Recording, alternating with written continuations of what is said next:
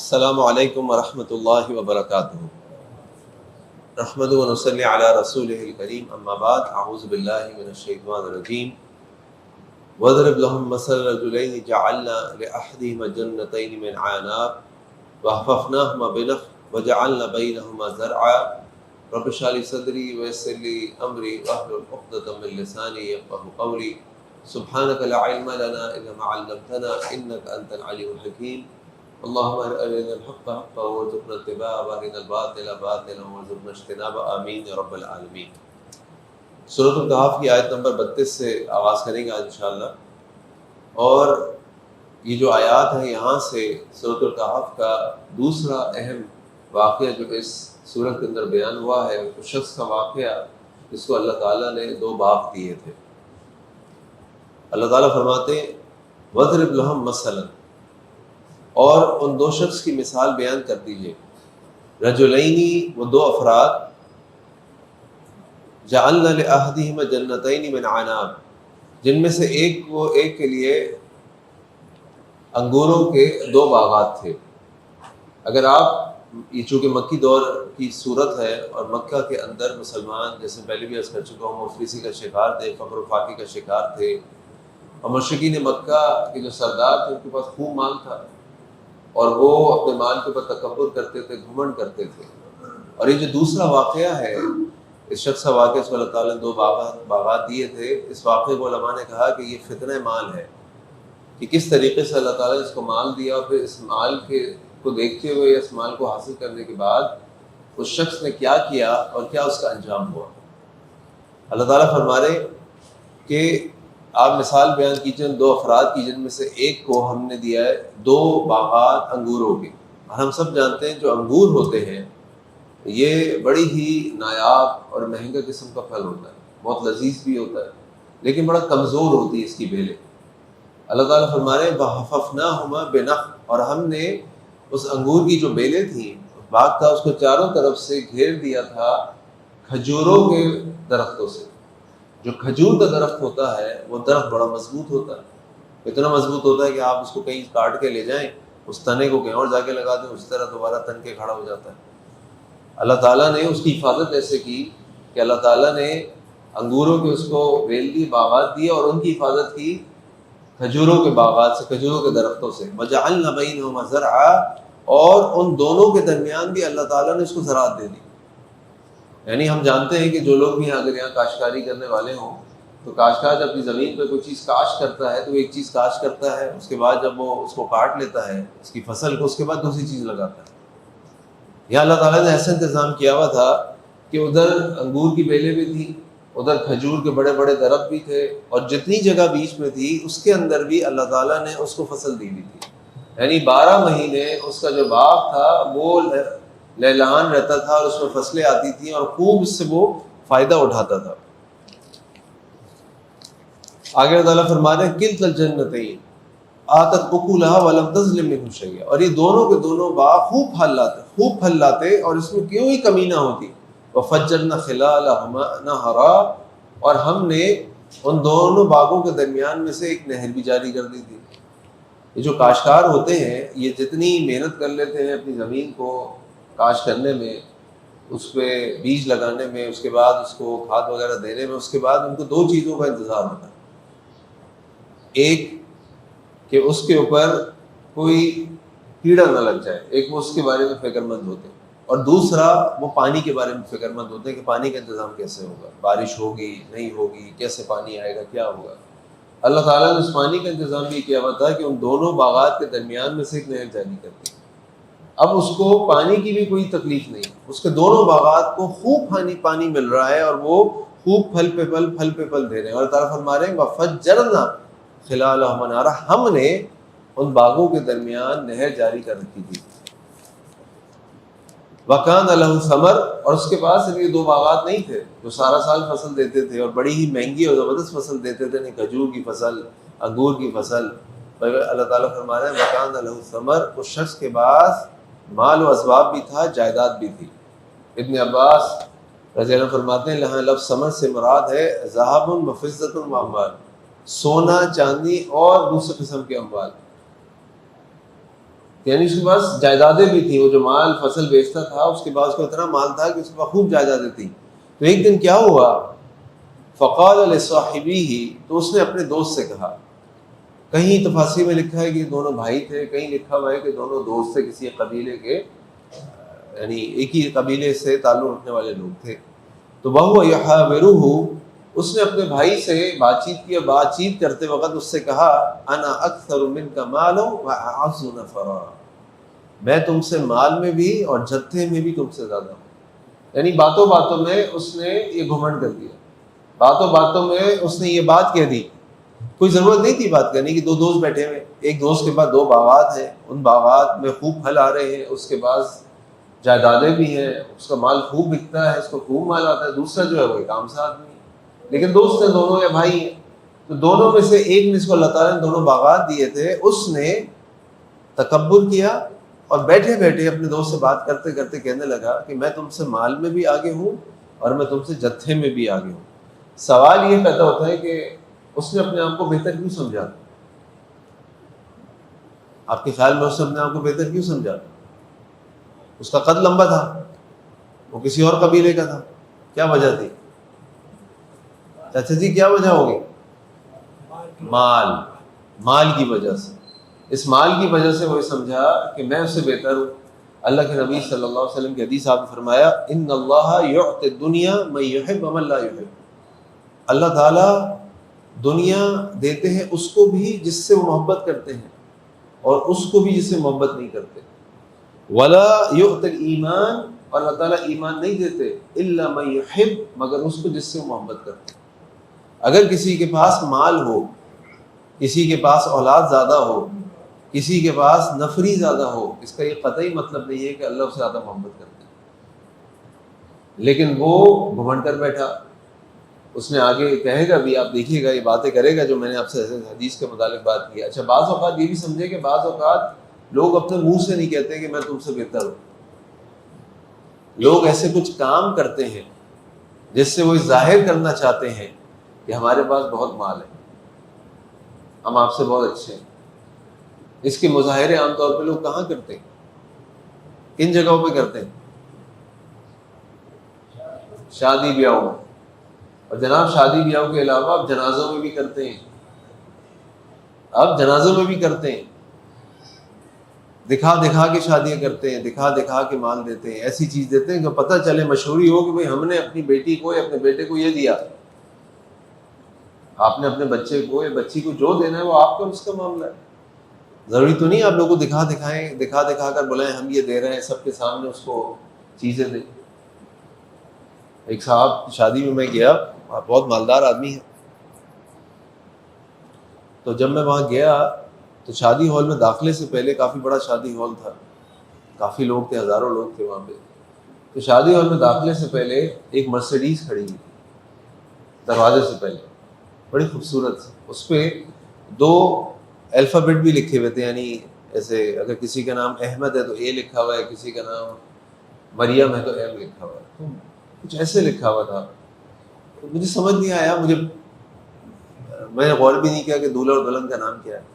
جب میں وہاں سے نکلنے لگا تو جو دلہن کا والد تھا، اسے مجھے انوائٹ کیا تھا، اس کا بھائی مجھے باہر چھوڑنے آیا. تو میں نے کہا یار یہ کیا لکھا ہوا ہے اس کے اوپر، اس گاڑی کے اوپر یہ کیا لکھا ہوا ہے؟ کہنے لگے یہ گاڑی میں دولہا اور دلہن کا نام لکھا ہوا ہے.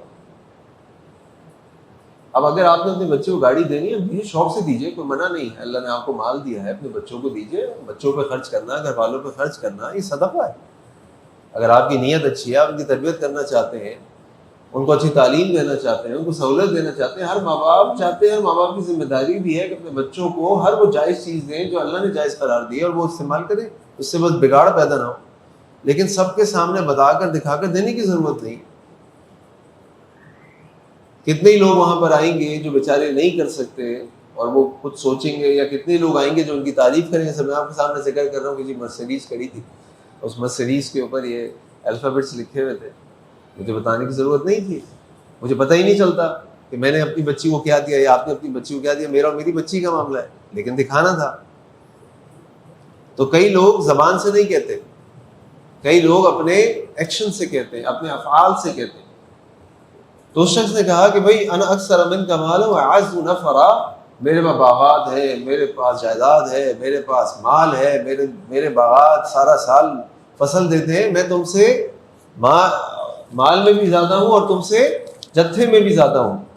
ودخل جنته وهو ظالم لنفسه، اور جب وہ داخل ہوا اپنے باغ کے اندر، وهو ظالم لنفسه، اور وہ اپنے آپ پر ظلم کر رہا تھا، اپنے آپ پر ظلم کرتے ہوئے داخل ہوا. کیا ظلم کر رہا تھا؟ وہ تکبر کر رہا تھا، اکڑ رہا تھا. اور یہ تکبر کرنا بہت بڑا ظلم ہے. یہ جو گناہ ہم کرتے ہیں نا، یہ بھی ظلم ہوتے ہیں. اور تکبر کیا ہے؟ اللہ کے نبی صلی اللہ علیہ وسلم فرمایا لا يدخل الجنة من كان في قلبه مثقال ذرة من کبر. وہ شخص جنت میں داخل نہیں ہوگا جس کے دل میں ذرے کے برابر بھی کبر ہوگا. ایک صحابی وہاں بیٹھے تھے، انہوں نے کہا اللہ کے نبی صلی اللہ علیہ وسلم، کیا ہم اگر اپنے لباس کو پسند کرتے ہیں، اچھا لباس پہنتے ہیں یا اچھا جوتا پہنتے ہیں، تو یہ بھی کبر؟ آپ نے فرمایا نہیں. آپ نے جواب دیا ان اللہ جمیل یحب الجمال، اللہ خوبصورت ہے، خوبصورتی کو پسند کرتے ہیں. کبر کیا ہے؟ الکبر بطر الحق وغمط الناس، حق کا انکار کر دینا اور لوگوں کو اپنے سے حقیر جاننا، یہ تکبر ہے. اور وہ ظالم لنفسہ، وہ اپنے باغ میں داخل ہو رہا تھا اور داخل ہوتے ہوئے اپنے باغ کو دیکھتے ہوئے اپنے اوپر ظلم کر رہا تھا. قال ما اظن ان تبید هذه ابدا، اور کہنے لگا کہ مجھے یقین ہے، میں سوچ بھی نہیں سکتا، ایسا ہو بھی نہیں سکتا کہ یہ میرا جو باغ ہے، جو میری جائیداد ہے، یہ کبھی ختم ہو جائے. یہ کبھی ختم نہیں ہوگی، یہ ہمیشہ ایسے رہے گی. اور یہ اس کی خام خیالی تھی. یاد رکھیں دنیا کے اندر بلکہ کائنات کے اندر ہر چیز ختم ہو جائے گی سوائے اللہ کی ذات. تو اللہ جس کو چاہیں گے دوبارہ پیدا کریں گے. اس دنیا کی کوئی چیز ابدی نہیں.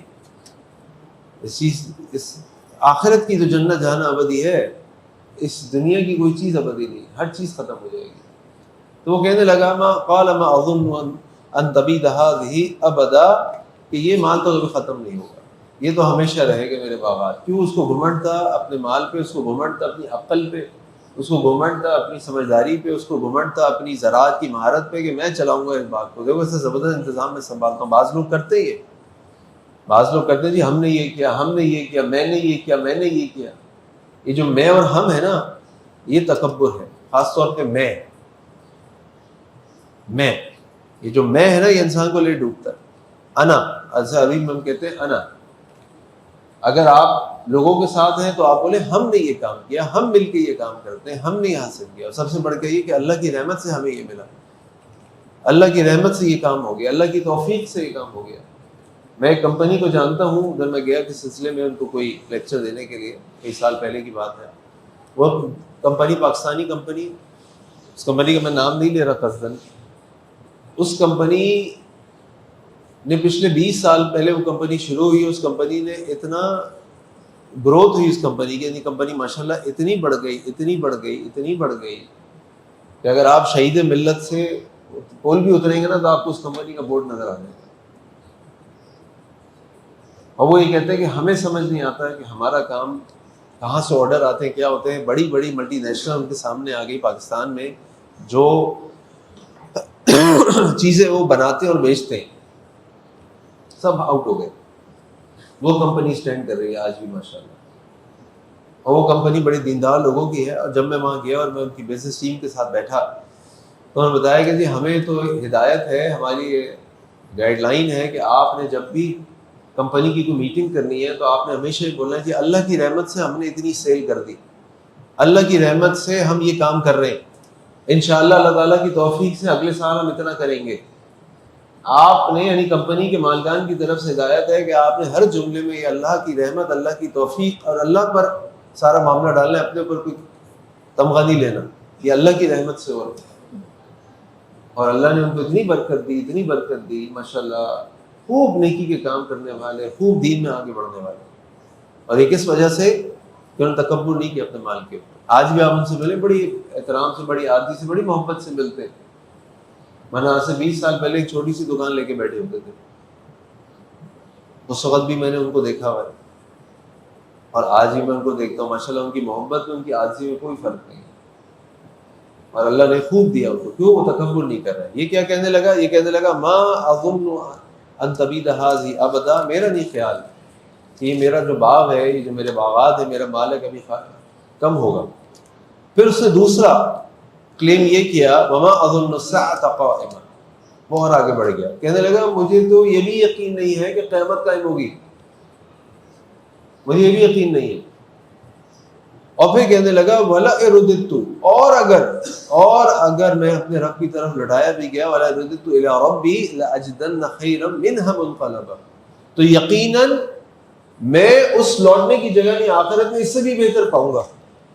الحمدللہ، میں آخرت میں اس سے بھی بہتر پاؤں گا. یعنی وہ اتنے تکبر میں آ گیا، اتنے گھمنڈ میں آ گیا، مال کے اتنے دھوکے میں آ گیا کہ وہ سب بھول گیا. اس نے تین طرح کے کفر کیے. پہلا کفر اس نے یہ کیا، اس نے کہا ما اظن ان تبید هذه ابدا، یہ جو کچھ میرا مال اسباب ہے کبھی ختم نہیں ہوگا. دوسرا کفر اس نے یہ کیا وما اظن الساعۃ قائمہ، تو مجھے یقین نہیں ہے، مجھے نہیں لگتا کہ قیامت بھی کبھی قائم ہوگی. اور تیسرا اس نے یہ کیا کہ ولا رددت الی ربی لاجدن خیرا منها منقلبا، کہ اور اگر میں اللہ کی طرف لوٹایا بھی گیا تو میں وہاں پر اس سے بھی بہتر پاؤں. یعنی کفر اس معنی میں کہ اس نے تینوں حقیقتوں کا انکار کر دیا. پہلی حقیقت یہ کہ اس نے دنیا کی عارضی چیزوں کو ابدی سمجھ لیا. دوسری حقیقت یہ کہ اس نے قیامت کا انکار کر دیا. دوسرا کفر یہ کہ اس نے قیامت کا انکار کر دیا. اور تیسرا کفر یہ کہ اس نے کہا جی اگر میں آخرت میں بھی گیا اور اللہ کے آگے کھڑا بھی ہو گیا، یعنی قیامت قائم آ گئی، مان لیتے تھوڑی دیر کے لیے، اور مجھے اللہ کے سامنے پیش بھی ہونا پڑا، تو وہاں بھی مجھے یقین ہے. اور اس نے یہ نہیں کہا مجھے یقین ہے، اس نے کہا مجھے پکا پکا یقین ہے. لاجدن، اس میں تاکید شامل ہے، مجھے پکا پکا یقین ہے وہاں بھی مجھے اس سے بہتر ملے گا. کس نے گارنٹی دی بھائی آپ کو؟ کیسے آپ کے دماغ میں خیال آ گیا؟ کیوں؟ کیونکہ مجھے دنیا میں بہت اچھا ملا. مجھے دنیا اچھی ملی ہے تو آخرت بھی اچھی ملے گی. وہ سمجھ رہا دنیا میں مجھے مال مل گیا تو میں اللہ تعالیٰ کا پسندیدہ بندہ بن گیا. نہیں، مال تو اللہ تعالیٰ نے دنیا میں جس کو دیا تھا، جس کے خزانوں کی کنجیاں اور چابیاں اونٹ کی جماعت، لوگوں کی جماعت اٹھاتی تھی، کیا نام تھا اس کا؟ اس مال کی وجہ سے تو وہ بچ ہی نہیں سکا، اس مال کی وجہ سے تو تباہ ہو گیا. تو مال کی وجہ سے، مال اس بات کی نشانی نہیں ہے کہ اللہ ہم سے محبت کرتے ہیں. اللہ تعالیٰ سورۃ الفجر میں فرماتے ہیں فَأَمَّا الْإِنسَانُ إِذَا مَا ابْتَلَاهُ رَبُّهُ فَأَكْرَمَهُ وَنَعَمَهُ فَيَقُولُ رَبِّي أَكْرَمَنِ. اور جب ہم آزماتے ہیں، جب اس کا رب آزماتا ہے اس کو اور اس کو مال دیتا ہے، اس کو نعمتیں دیتا ہے، وہ کہتا ہے میرے رب نے مجھ پہ کرم کر دیا. وَأَمَّا إِذَا مَا ابْتَلَاهُ فَقَدَرَ عَلَيْهِ رِزْقَهُ فَيَقُولُ رَبِّي أَهَانَنِ. اور جب ہم آزماتے ہیں اس کو، اس کا رزق کم کر کے، اس سے رزق کھینچ کے، تو وہ کہتا ہے فَيَقُولُ رَبِّي أَهَانَنِ، میرے رب نے میری اہانت کر دی. یا یہ بات نہیں ہم ڈسکس کر رہے ہیں کہ اہانت کی یا اکرام کیا، یا ڈسکس یہ کر رہے ہیں کہ مال دے کر بھی اللہ تعالیٰ فرماتے ہیں آزمائش کر رہا ہوں، اور مال روک کر بھی اللہ تعالیٰ فرماتے ہیں کہ میں آزمائش کر رہا ہوں. دونوں طرح آزمائش ہے. آزمائش بات کا نام نہیں کہ مال بہت ہے، آزمائش اس کا بھی نام ہے کہ مال نہیں ہے تو بھی بندہ کیا کرتا ہے؟ چوری کرتا ہے، کفر کرتا ہے، دھوکے دیتا ہے، ڈاکے ڈالتا ہے. یہ بھی ہمارا امتحان. تو مال اللہ تعالیٰ کی محبت کی نشانی نہیں ہے. اللہ کی محبت کی نشانی کیا ہے؟ ایمان. ایمان. اللہ تعالیٰ ہم سب کو ایمان کی دولت سے مال مال فرمائے. تو وہ شخص کہنے لگا کہ ولا رددت الی ربی لاجدن خیرا منها منقلبا، کہ اگر میں بدفعل لوٹایا بھی جاؤں اپنے رب کی طرف، یقیناً وہاں بھی مجھے اس سے بہتر ملے گا. یہاں پہ آ کے آج اپنے سبق کا اختتام کرتے ہیں انشاءاللہ. پہلے اس کو کنٹینیو کریں گے. اللہ سے دعا ہے کہ اللہ تعالیٰ ہم کو فتنہ مال سے بچائے. اللہ تعالیٰ قرآن حکیم کو پڑھنے سمجھنے عمل کرنے کی توفیق عطا فرمائے. سبحانک اللہم بحمدک اشہد ان لا الہ الا انت استغفرک و اتوب الیک. السلام علیکم و رحمۃ اللہ وبرکاتہ.